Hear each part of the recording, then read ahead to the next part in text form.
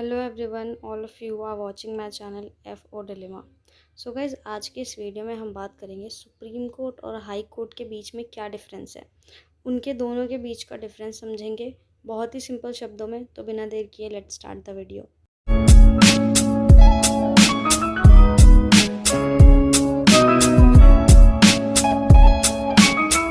Indian judiciary का जो structure है वो एक पिरामिडिकल स्ट्रक्चर है, जिसमें सुप्रीम कोर्ट के अंडर सारे कोर्ट्स आते हैं। उसी हायरार्की में सुप्रीम कोर्ट सबसे ऊंचा कोर्ट है और हाई कोर्ट उसके नीचे आता है। लेकिन बहुत सारी सिमिलैरिटीज़ भी हैं और बहुत सारे डिफरेंसेस भी हैं। तो उन डिफरेंसेस को समझेंगे पॉइंट वाइज। तो पहले पॉइंट से स्टार्ट करते हैं। आपने हमेशा सुना होगा सुप्रीम कोर्ट ऑफ इंडिया, और आपने कभी नहीं सुना होगा हाई कोर्ट ऑफ इंडिया। तो ऐसा क्यों? इसका रीज़न ये है कि सुप्रीम कोर्ट इंडिया में सिर्फ एक है, यानी कि पूरे इंडिया का सबसे हाईएस्ट कोर्ट सुप्रीम कोर्ट है। वहीं हाई कोर्ट, हर एक स्टेट का अपना एक हाई कोर्ट होता है। इसका मतलब हाई कोर्ट तो एक नहीं है, लेकिन सुप्रीम कोर्ट एक है। दैट मीन्स अगर हम इंडिया की बात करें तो इंडिया के लिए हाईएस्ट कोर्ट सुप्रीम कोर्ट है, और हर एक स्टेट का हाई कोर्ट उसका हाईएस्ट कोर्ट होता है। जैसे अगर मैं एग्जांपल दूँ, for Uttar Pradesh highest court जो होगा वो होगा इलाहाबाद हाई कोर्ट। दूसरी चीज़, सुप्रीम कोर्ट का जो हेड होता है, जो हेड जज होता है, उसे बोलते हैं चीफ जस्टिस ऑफ इंडिया। वहीं जो हाई कोर्ट का हेड जो होता है उसे बोलते हैं chief justice of that particular state. तीसरा पॉइंट कि सुप्रीम कोर्ट और हाई कोर्ट के कहाँ कहाँ तक ज्यूरिसडिक्शंस हैं। ज्यूरिसडिक्शंस यानी क्षेत्राधिकार।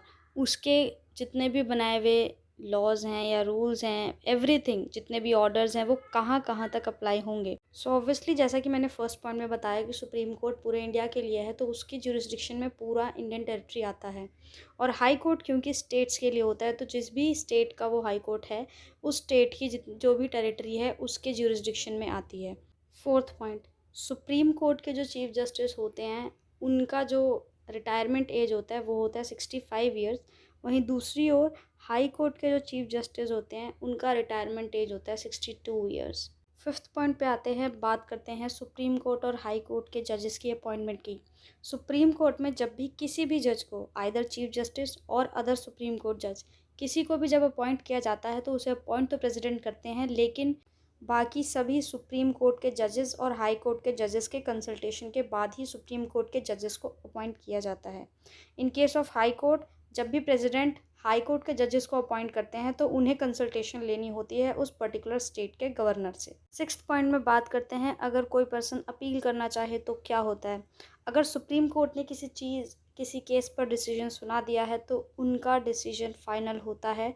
उसके बाद देयर इज़ नो अपील। वहीं दूसरी ओर हाई कोर्ट के डिसीजन से if someone is not satisfied तो वो सुप्रीम कोर्ट में जाकर अपील कर सकते हैं। इसके बाद लास्ट पॉइंट मैं बता दूं आपको कि अगर आपको कॉन्स्टिट्यूशन में सुप्रीम कोर्ट और हाई कोर्ट के बारे में पढ़ना है तो आर्टिकल 124 से 147 सुप्रीम कोर्ट के रूल्स, रिस्पॉन्सिबिलिटीज़, ड्यूटीज़ एट्सेट्रा बहुत सारी चीज़ों के बारे में बताता है। और आर्टिकल 214 से 231 में हाई कोर्ट के बारे में सारा डिटेल में लिखा हुआ है।